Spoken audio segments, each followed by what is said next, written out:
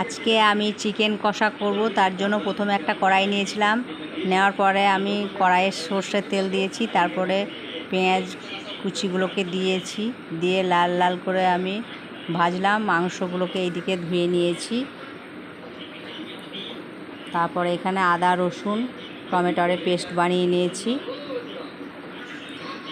বানিয়ে নেওয়ার পরে আমি এখানে মাংসগুলোকে দিয়ে দিলাম 2 মিনিট 3 মিনিট ভাজার জন্য একটু তেলের মধ্যে। তো আমি একটু ভেজে নেব হালকা করে, যাতে মাংসর যে একটা গন্ধ থাকে সেই গন্ধটা যাতে না থাকে।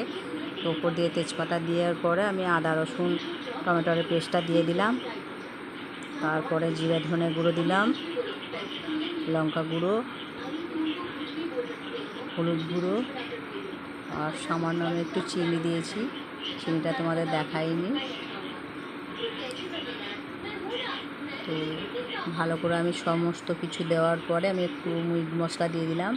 এবার ভালো করে আমি মশলাগুলো সব দিয়ে কষবো যতক্ষণ না তেল ছাড়ে। আমার কষানো হয়ে গেছে, হয়ে যাওয়ার পর আমি জল দিয়ে দিলাম, দিয়ে ঢাকা দিয়ে দেবো।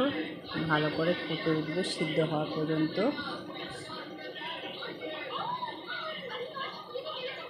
তারপর দেখো আমার হয়ে গেছে মাংসটা রেডি, একদম চিকেন কষা। তো কত সুন্দর কালার হয়েছে দেখো। যদি আমার এই মাংস রেসিপিটা তোমাদের ভালো লেগে থাকে তো প্লিজ একটা লাইক কমেন্ট শেয়ার দিয়ে পাশে থাকবে।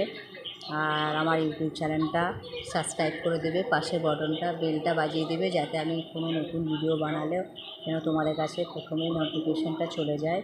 তো আমার ভিডিও যদি ভালো লেগে থাকে তোমরা অবশ্যই আমার পাশে থেকো, একটা কমেন্ট করে দিও। তো সবাই ভালো থেকো, বাই।